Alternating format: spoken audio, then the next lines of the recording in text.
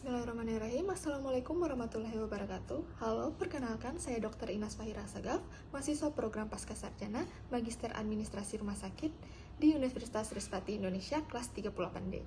Pada kesempatan kali ini, saya ingin menjelaskan mengenai sistem pelayanan IGD di rumah sakit.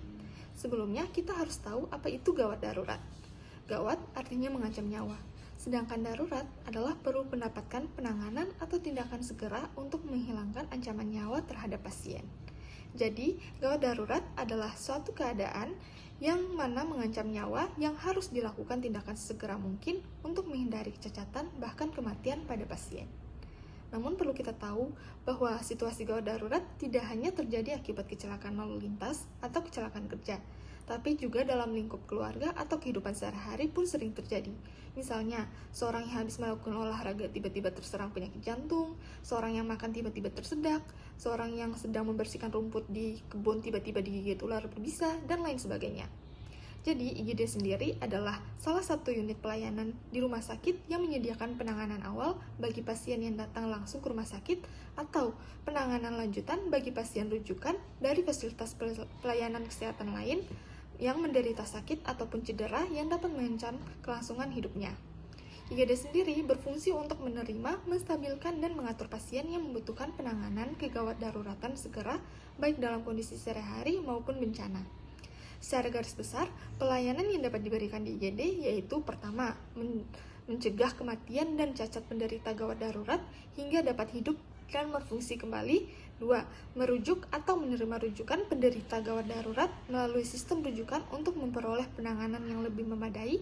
Yang ketiga, ikut menanggulangi korban bencana pada masyarakat. Di IGD sendiri memiliki klasifikasi pasien gawat darurat, yaitu ada pasien gawat darurat, pasien gawat tidak darurat, pasien darurat tidak gawat, pasien tidak gawat dan tidak darurat. Yang pertama, pasien gawat darurat. Pasien gawat darurat adalah pasien yang tiba-tiba dalam keadaan gawat darurat atau akan menjadi gawat darurat atau terancam nyawanya bila tidak mendapatkan pertolongan secepatnya. Contohnya, pasien gagal nafas, gagal jantung, kejang, koma, trauma kepala dengan penurunan kesadaran, gangguan kejiwaan yang serius, dan lain sebagainya. Lalu ada pasien gawat tidak darurat, yaitu pasien yang berada pada keadaan gawat tapi tidak memerlukan tindakan darurat. Misalnya, pasien dengan keganasan stadium lanjut, pasien dengan risiko shock, fraktur multiple, fraktur femur atau pelvis, luka bakar yang luas. Lalu ada pasien darurat tidak gawat, yaitu pasien akibat musibah yang datang tiba-tiba tetapi tidak mengancam nyawa dan tidak memerlukan pemeriksaan atau perawatan segera.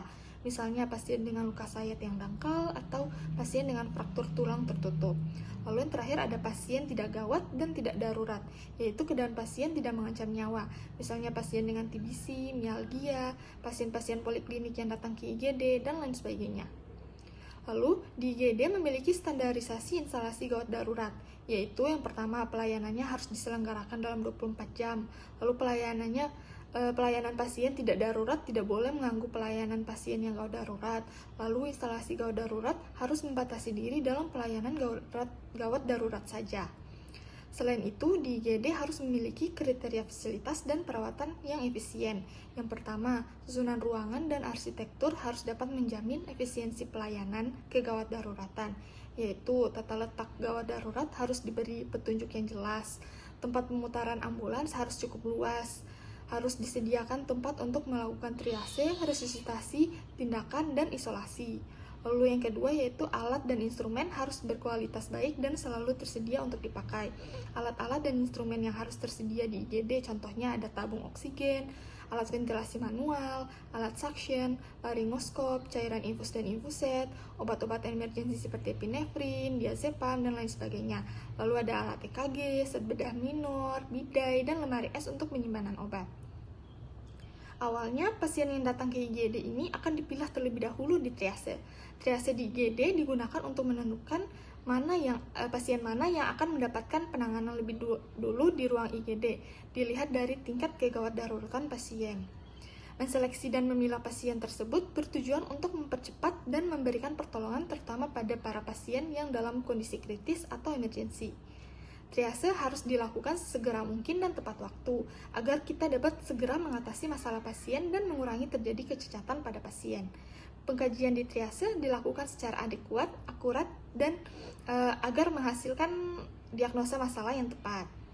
Keputusan di triase didasarkan pada pengkajian, penegakan diagnosa, dan keputusan tindakan yang akan diberikan sesuai kondisi pasien.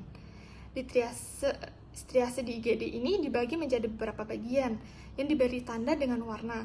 Pertama ada warna merah. Pasien dengan kategori warna merah ini adalah pasien prioritas pertama, yaitu pasien dengan kondisi kritis yang membutuhkan pertolongan segera.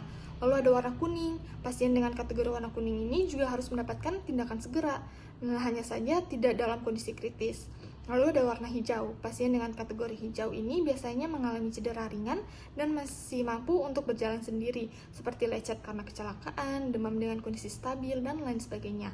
Lalu yang terakhir ada warna hitam. Kategori hitam ini diperuntukkan untuk pasien yang sudah tidak tertolong atau meninggal saat dibawa ke IGD. Jadi jangan merasa tidak ditangani saat ke IGD ya, karena kita tahu jika di IGD menggunakan sistem triase untuk menentukan pasien yang diutamakan untuk mendapatkan penanganan medis terlebih dahulu di IGD berdasarkan tingkat keparahan kondisinya. Penanganan pasien di IGD biasanya dimulai dengan anamnesis, lalu penilaian primary survey seperti penilaian terhadap airway, breathing, circulation, disability, dan lain sebagainya. Setelah itu dilakukan penilaian terhadap secondary survey, yaitu pemeriksaan fisik head to toe, pemeriksaan tanda-tanda vital, pemeriksaan riwayat penyakit pasien, dan lain sebagainya. Tahap selanjutnya setelah diputuskan dengan triase, pasien akan diberikan tindakan sesuai dengan kebutuhan pasien. Setelah tahapan diselesaikan, kemudian diputuskan apakah pasien ini akan rawat jalan, atau rawat evaluasi di IGD, atau rawat inap masuk ke ruang rawat inap, ataupun dirujuk.